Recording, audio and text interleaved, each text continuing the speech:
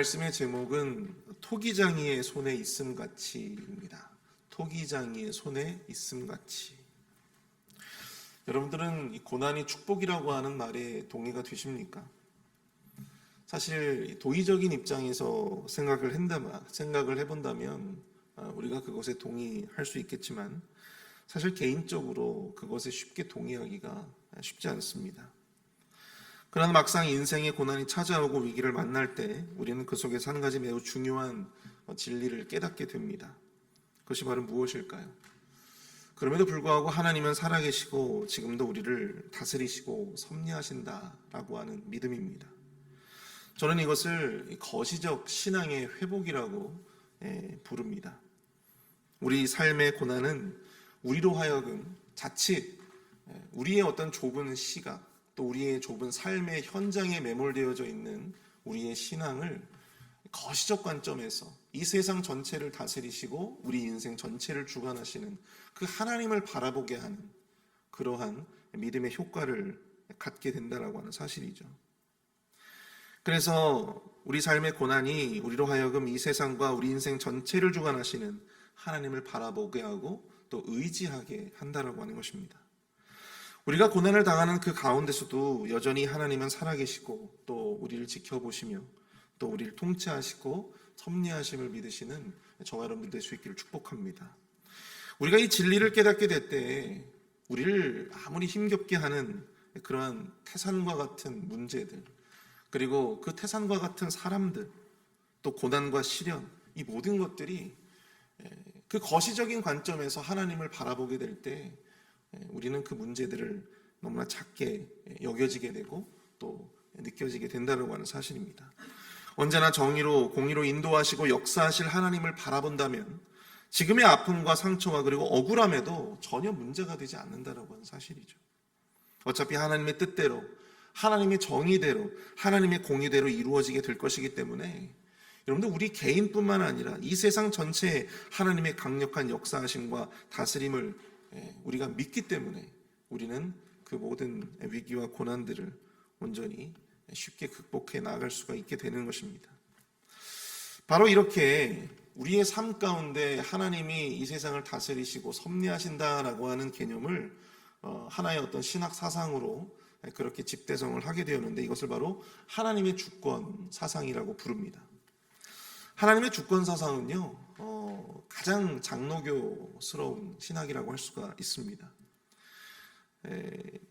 이 하나님의 주권 사상 오늘 새벽에는 이 본문의 말씀을 토대로 해서 하나님의 주권 사상이 과연 무엇인가 하나님의 주권 사상이 과연 무엇인지에 대해서 함께 살펴보고 은혜를 나눠보기를 원합니다. 첫 번째로 하나님의 주권 사상은 우리의 운명이 하나님께 달려있음을 인정하는 것입니다. 우리의 운명이 하나님께 달려있음을 하나님의 손안에 있음을 인정한다라고 하는 것이죠. 오늘 본문 2절을 보십시오. 너는 일어나 토기장이의 집으로 내려가라. 내가 거기에서 내 말을 내게 들려주리라 하시기로 라고 말씀을 하고 있습니다. 여기서 토기장이로 번역된 히브리어가 있는데요. 하이요체르라고 하는 단어입니다. 이것은 짓다 혹은 만들다, 조성하다라고 하는 의미를 가진 히브리어 야차르에서 파생된 단어예요. 그런데 이 야차르라고 하는 단어가 어디서 가장 많이 등장하시는지 아십니까? 바로 창세기입니다. 하나님께서 창세기에서 이 야차르라고 하는 단어를 통해 하나님의 창조를 많이 설명하고 또 이야기한 바가 있습니다. 이를 통해서 우리가 유추해 볼 수 있듯이 토기장이라고 하는 이것은 세상을 창조하신 하나님을 상징한다라고 하는 것이죠. 예레미야에게 예루살렘 근처에 토기장이의 집으로 가라고 하신 하나님의 명령은 토기장이와 하나님과의 연관성을 통해서 이 세상을 창조하시고 다스리시는 하나님에 대한 주권, 하나님의 주권에 대한 메시지를 바로 예레미야에게 전해주시기 위해서다라고 하는 것입니다. 예레미야는 하나님의 말씀대로 토기장이의 집에 가서 그가 일하는 것을 보았습니다. 본문 3절과 4절을 보시면 토기장이는 농로 위에 반죽을 올려 토기를 만듭니다. 여러분 농로가 뭔지 아십니까? 여러분 발로 이렇게 밟으면 그 위에 도자기가 이렇게 도자기가 이렇게 돌려가면서 그렇게 작업을 할 수 있는 그런 틀을 말합니다. 그래서 우리가 농노라고 말하는데 이 토기장이가 그 농노 위에 토기를 자기 의견에 좋은 대로 각각 다른 그릇들을 만든다라고 오늘 말씀은 이야기하고 있습니다. 우리가 토기를 만드는 드라마나 영상을 보면 여러분들 이 토기 하나가 만들어지기까지 얼마나 이 토기장이의 어떤 정성과 또 많은 노력들을 기울이는지 우리가 볼 수가 있죠. 그런데 토기장이의 눈에 조금이라도 거슬리는 게 있으면 어떻습니까? 아무리 힘들게 또한 오래 만들었다 하더라도 어떻게 해요? 가차없이 깨버리죠. 가차없이 깨버려요. 아무런 미련을 두지 않습니다. 얼마나 그것을 힘들게 만들었고 얼마나 그것을 시간을 들여 만들었는가, 정성을 들여 만들었는가, 그것은 별로 중요하지 않습니다. 그 토기에 흠이 있거나 그 토기에 문제가 있다면 가차없이 깨버린다라고 하는 것이죠. 토기장이는 토기를 깨뜨릴 수도 있고 또 자기의 생각에 자기의 의견에 좋을 만한 다른 그릇들을 얼마든지 만들어낼 수 있다라고 하는 것이죠. 왜 그럴까요? 왜 그럴까요? 바로 그 토기를 만든 주인이기 때문입니다. 그 토기를 만든 주인이기 때문이에요. 토기장이 되시는 여호와 하나님은 죄 많고 흠 많은 유다를 얼마든지 깨뜨리실 수 있었습니다. 그리고 하나님의 뜻에 합당한 자들을 다시 세우고 다시 그 민족을 만드실 수 있었다라고 하는 사실이죠. 그럴 만한 권한과 그럴 만한 능력이 충분히 있으신 분이시다라고 하는 것입니다. 왜 그럴까요? 그것은 바로 하나님이 유다를 창조하셨고 또 하나님이 유다의 진정한 주인이 되시기 때문입니다. 예레미야가 토기장이의 집에서 본 이 토기장이의 모습은 유다의 창조주가 되시는 하나님이 유다를 깨뜨릴 만한, 심판하실 만한 충분한 명분을 가지고 계심을 보여줍니다. 이에 대해서 본문 6절은 이렇게 말씀을 하고 있어요. 여호와의 말씀이니라 이스라엘 족속아 이 토기장이가 하는 것 같이 내가 능히 너희에게 행하지 못하겠느냐. 이스라엘 족속아 진흙이 토기장이의 손에 있음같이 너희가 내 손에 있느니라. 아멘. 하나님의 주권을 인정하고 믿는다는 것은 다시 말해서 우리의 운명이 누구의 손에 달려있다라고 하는 것을 믿는 것입니까? 누구의 손에? 여호와 하나님의 손에 있음을 믿는 것이다 라고 하는 거죠. 진흙이 토기장이의 손에 있음같이 진흙이 토기장이의 손에 있음같이 우리의 운명도 하나님의 손 안에 있다. 당시 유다의 착각은 무엇이었을까요? 그것은 바로 하나님을 자기 민족의 소유라고 생각을 했다라고 하는 것입니다. 자신들이 하나님의 소유라고 생각했던 것이 아니라 하나님을 자신들의 민족신으로서 자신들을 지키는 수호신으로서 자신들의 소유로서 생각을 했다라고 하는 사실이에요. 그래서 그들이 어떻게 착각합니까? 결단코 우리 하나님은 우리를 벌하실 수 없다. 결단코 우리 하나님은 다윗의 왕조를 무너뜨리실 수 없다.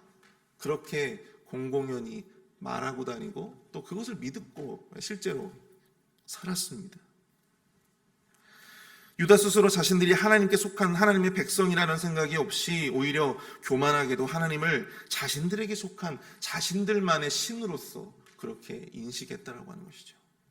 그러나 여러분, 우리의 운명은 하나님이 우리에게 속한 것이 아니라 우리의 운명이, 우리의 인생이, 우리의 삶이 누구 손에 있어요? 여호와 하나님 손에 있다라고 하는 사실입니다. 하나님의 계획 안에, 하나님의 통치 안에, 하나님의 섭리 안에 있는 것입니다. 우리가 하나님의 손 안에 있는 존재라고 인정하는 것이 여러분 우리에게 굴욕입니까? 그것이 우리에게 공포나 두려움을 안겨다 줍니까?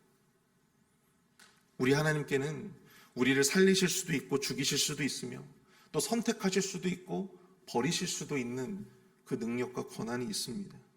그런데 참으로 우리에게 감사한 것은 무엇입니까? 하나님은 무자비하게 그러한 능력과 권한을 행사하시는 분이 아니다라고 하는 사실이에요. 잔인한 폭군이 아니십니다. 오히려 우리가 하나님의 말씀 안에 살아갈 때 하나님의 손 안에 있다라고 하는 것은 우리에게 더할 나위 없는 마음의 또한 삶의 평안을 가져다 준다라고 하는 사실입니다. 무자비하고 잔인한 폭군의 손안에 있는 것이 아니라 사랑이 많으시고 오래 참으시고 정의와 공의로 세상을 보호하시고 다스리시는, 섭리하시는 하나님의 손안에 우리의 인생이 있다라고 하는 것이, 그것이 얼마나 우리에게 큰 위로가 되고 또 소망이 되는지 알 수 없다라고 하는 것이죠. 하나님은 유다의 엄청난 죄를 목격하시고도 그들에게 끊임없이 기회를 주셨습니다. 수많은 선지자들을 보내 그들을 달래기도 하시고 또 그들에게 겁을 주시기도 하셨어요. 그들에게 경고를 주시기도 하셨습니다. 그토록 다양한 방법으로 하나님은 그들이 다시 하나님께로 돌이키기를 바라셨지만 그들은 다시금 하나님께 돌아가지 않았다라고 하는 것입니다. 오히려 하나님이 그들에게 속한 신으로 여기고 하나님은 절대 자신들을 버릴 수 없다고, 하나님은 자신들을 멸망시키실 수 없다고 그렇게 만용을 부렸던 것입니다. 그럼에도 불구하고 하나님은 그들에게 또다시 기회를 주시고 그들에게 구원을 베풀어 주실 명분을 주시고자 하십니다. 우리가 바로 이런 하나님의 손안에 있음을 기억하실 수 있기를 축복합니다. 이렇게 선하시고 공의로우신 하나님의 손안에 우리가 있음이 우리에게 복이 됨을 여러분들 믿으실 수 있기를 축복합니다.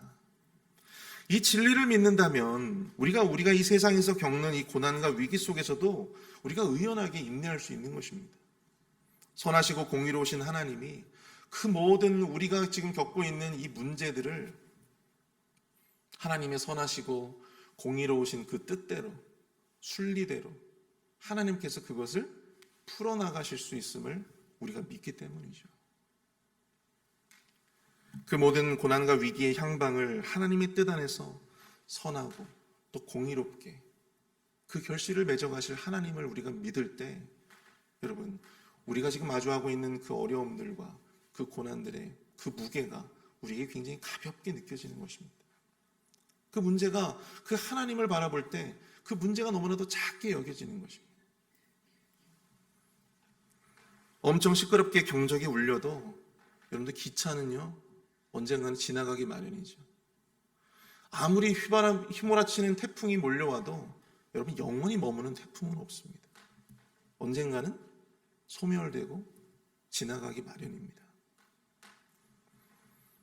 당장 우리 눈앞에 있는 문제에만 집중하지 마시고 거시적인 관점으로 이 세상을 창조하신 토기장이가 되시는 하나님을 묵상하실 수 있기를 축복합니다.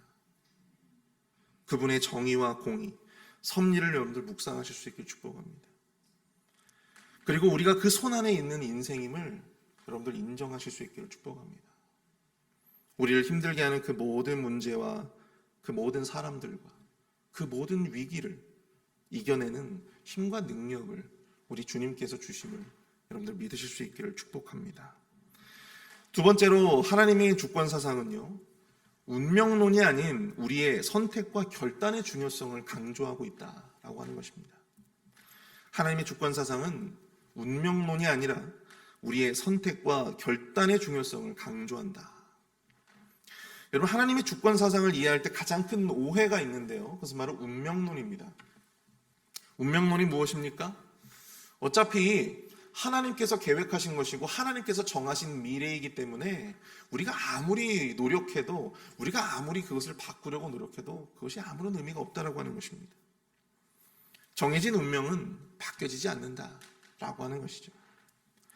하나님의 주권을 오해하는 가장 대표적인 사례라고 할 수가 있습니다. 운명론 혹은 이런 숙명론에 빠지게 되면 우리는 우리 인생을 회의하게 만듭니다. 어차피 정해진 인생, 열심히 노력한들 무엇이 달라지겠느냐? 그러한 생각은 우리를 너무나 무기력한 삶으로 이끈다라고 하는 것이죠. 그리고 더 나아가 그러한 생각은 우리의 삶의 모든 책임을 누구에게 돌려요? 하나님께 돌린다라고 하는 것이죠. 하나님을 비난하고 또 하나님을 원망하게 되는 중요한 원인이 되기도 한다라고 하는 것입니다. 그러나 하나님은 우리의 인생을 미리 정해놓지 않으셨습니다. 제가 예전에도 설교했듯이 여러분, 에덴 동산 중앙에 뭐가 심겨져 있었어요? 선악을 알게 하는 선악나무, 그렇죠? 그 나무가 에덴 동산 중앙에 버젓이 하나님께서 그렇게 심어 놓으셨어요. 왜 그러셨을까? 하나님은 우리 인생을 미리 정해놓으시고 그것대로만 살아가도록 맞추어 놓지 않으셨습니다. 우리는 인격체이지 여러분들 요즘에 우리 유행하는 AI 로봇이 아니에요. 하나님은 우리를 인격체로 창조하신 것입니다. 하나님을 버리고 하나님을 등지고 불순종할 수 있는 위험 요소가 있기는 했지만 그럼에도 불구하고 여러분 하나님은 우리를 인격체로 창조하셨어요. 순종할 수도 있고 불순종할 수 있는, 선택할 수 있는 자유를 가진 인격체로 창조하셨다라고 하는 것입니다. 얼마든지 창조적으로 선택하고 만들어갈 수 있는 자유가 여러분들 우리의 인생 가운데 펼쳐져 있음을 의미하는 것입니다. 하나님은 우리가 창조주 되신 하나님의 성품을 따라서 우리의 인생을 자유롭게 선택하고 가꾸고 만들어갈 수 있는 자유를 주셨고, 그리고 그 결과에 대한 뭘 지게 하셨어요? 책임을 지게 하셨다고 하는 거예요. 우리가 자유롭게 선택하고 우리의 인생을 만들어갈 수 있지만 그 인생에 대한 결과는 누가 지는 거예요? 책임은? 우리 결단에 우리 자신에게 그 책임이 있는 것입니다. 유다 백성들은 그 자유 속에서 하나님을 향한 불순종을 선택했고 또 그 결과 그 책임을 심판을 통해 지게 됐다라고 하는 것이죠. 오늘 보면 7절에서 10절까지의 말씀을 보십시오. 내가 어느 민족이나 국가를 뽑거나 부수거나 멸하려 할 때에 만일 내가 말한 그 민족이 그의 악에서 돌이키면 내가 그에게 내리기로 생각하였던 재앙에 대하여 뜻을 돌이키겠고, 내가 어느 민족이나 국가를 건설하거나 심으려 할 때에 만일 그들이 나 보기에 악한 것을 행하여 내 목소리를 청종하지 아니하면 내가 그에게 유익하게 하리라고 한 복에 대하여 그 뜻을 돌이키리라.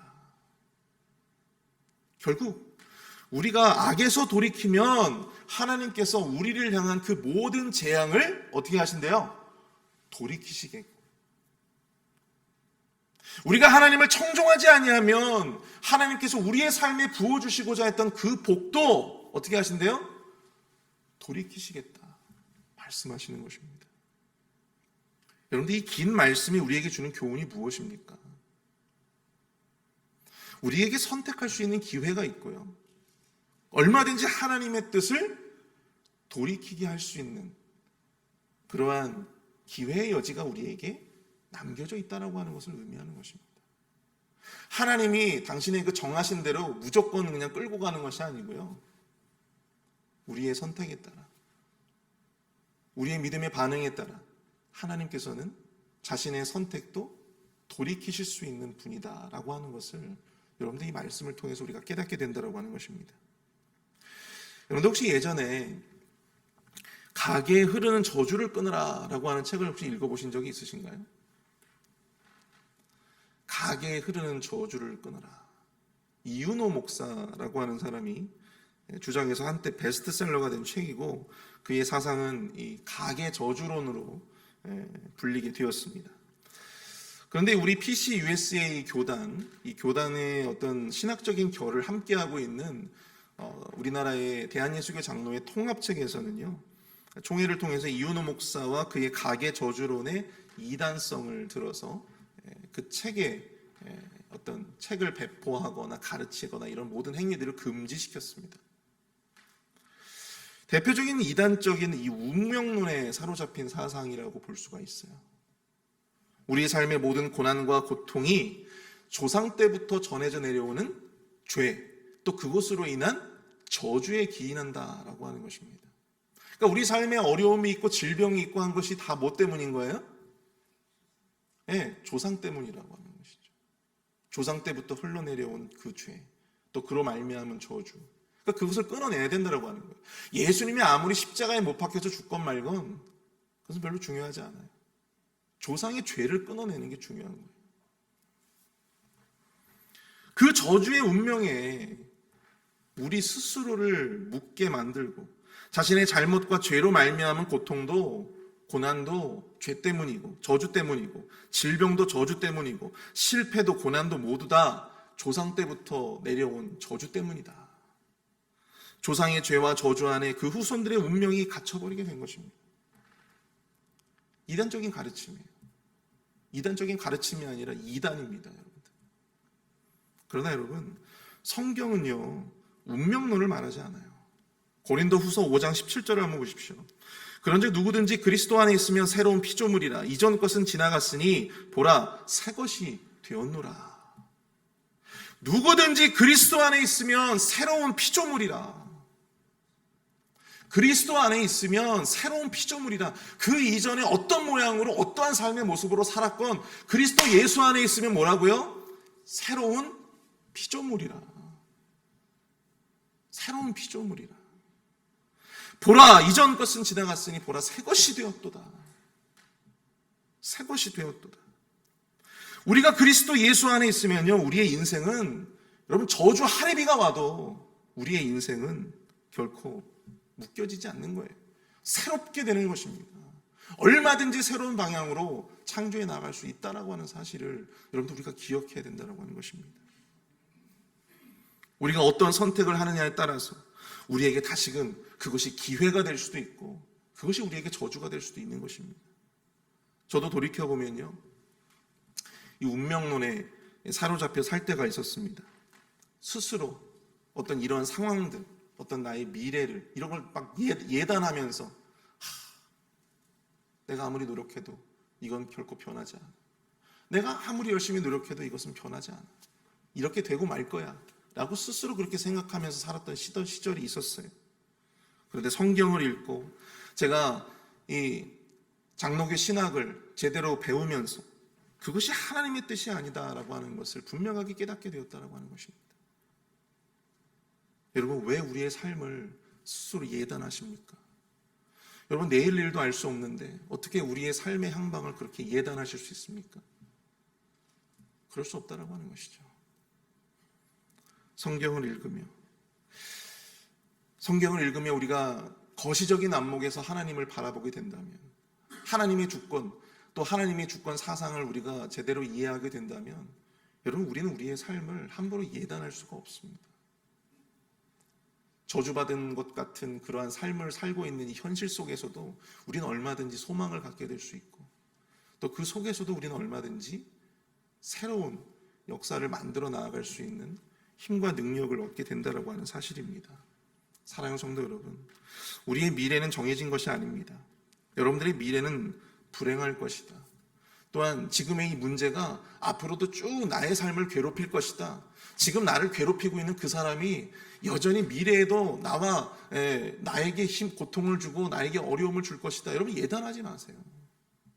예단하지 마십시오. 우리의 미래는 정해진 것이 아닙니다.